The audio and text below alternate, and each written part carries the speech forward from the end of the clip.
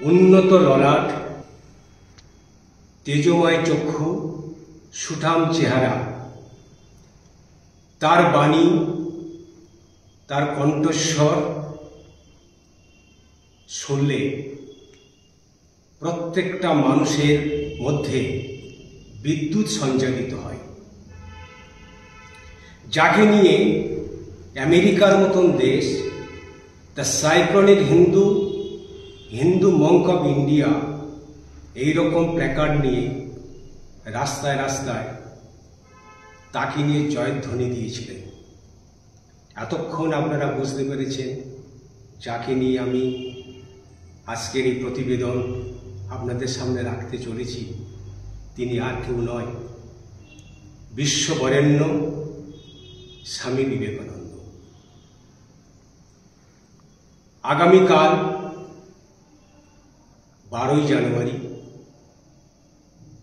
163তম জন্মজয়ন্তী সারা দেশব্যাপী পালন হবে।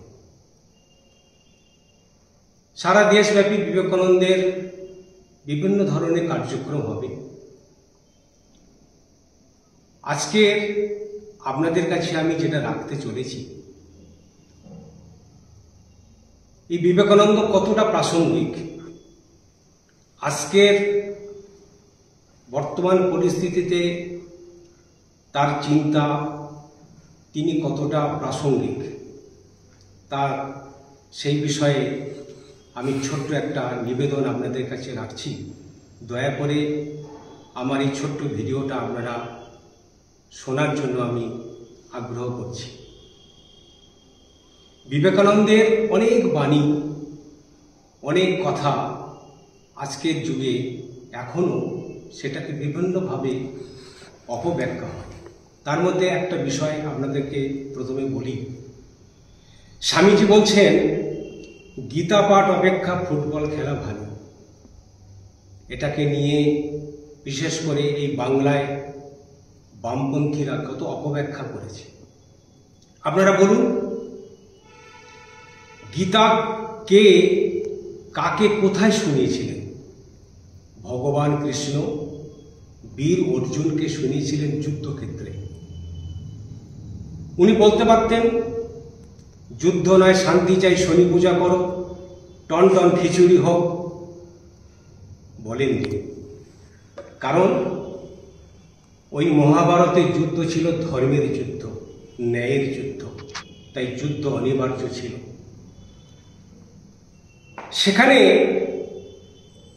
ভগবান কৃষ্ণ অর্জুনের মতন মহাবীরকে গীতা যে আজকের যে আমরা বলছি সেই বাণী শুনিয়েছিলেন।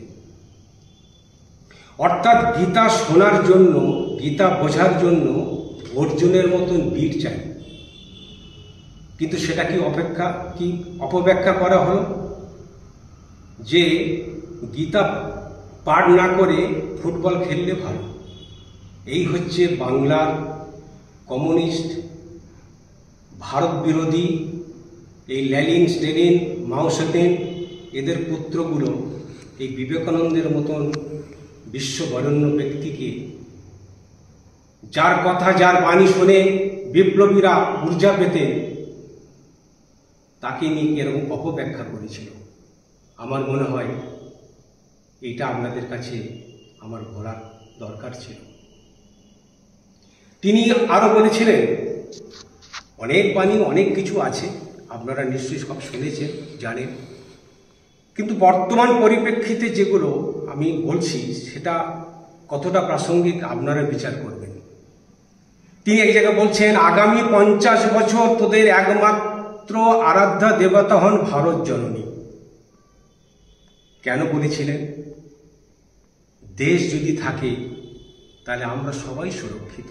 আজকের অন্তত সবাই আমরা বুঝেছি, আমাদের দেশেরই অঙ্গ ছিল পাকিস্তান, বাংলাদেশ, আরো অনেক কিছু ছিল। সেখানে দুর্গা পুজো হতো, সেখানে কালী পুজো হতো, রামনবমী পালন হতো, সেখানে নদী পুজো হতো, গাছ পুজো হতো। আজকের কেন হলো না? তার কারণ হিন্দু ধর্মের যে দর্শন, যে ওয়ে অফ লাইফ, সেটা থেকে তারা বাইরে গিয়ে তারা শুধু ধর্মবিরোধী হয়নি, ধর্মের কারণে দেশ ভাগ হয়েছে। তাহলে স্বামীজি 100 বছর আগে এবং তার বেশি তিনি এটাই বলেছিলেন যে আগামী 50 বছর তোদের একমাত্র ভারত দেবতা হোক, ভারত জননী। তেমনি আমরা যদি দেখি, তিনি এই জায়গা বলছেন যে পুরাতন শাস্ত্র বলিতেছে যে ঈশ্বরকে বিশ্বাস করে না সে নাস্তিক। স্বামীজি নতুন ব্যাখ্যা দিলেন, বলছে না, 33 কোটি দেবতার প্রতি বিশ্বাস আছে, আরো যদি কিছু দেবতা আমদানি করা হয় তাহলে কিছু হইবে না, যদি তোমার নিজের আত্মবিশ্বাস না থাকে। বিশ্বাস বিশ্বাস বিশ্বাস, অর্থাৎ এই নতুন ব্যাখ্যা আজকে যুব সমাজের কাছে তিনি রেখেছিলেন। এই ভারত দিশারি এইরকম বীর সন্তান স্বামীজিকে নিয়ে আমরা আজও অপব্যাখ্যা করছি এবং সঠিক মূল্যায়ন করতে পারলাম না। আজকে বিবেকানন্দকে নিয়ে যদি আমরা আরো দেখি যে ছোট ছোট সম্প্রদায় আমরা আজকে বিভক্ত, আমার গুরু, আমার সম্প্রদায়, আমার মন্দির, এটাই নিয়ে আমরা ছোট ছোট বিভক্ত হয়ে আছি। তিনি বলছেন সেই জন্য যে সম্প্রদায় থাকবে, সাম্প্রদায়িকতা থাকবে না। কারণ মানুষের স্বভাব হচ্ছে, যত মানুষ আছে তার নিজস্ব একটা স্বভাব আছে, সেই স্বভাব অনুসারে তার চিন্তা, কথাবার্তা, রুচি সবকিছু চলবে। কিন্তু কত সুন্দর তিনি ব্যাখ্যা করেছেন যে সম্প্রদায় থাকবে কিন্তু সাম্প্রদায়িকতা থাকবে না।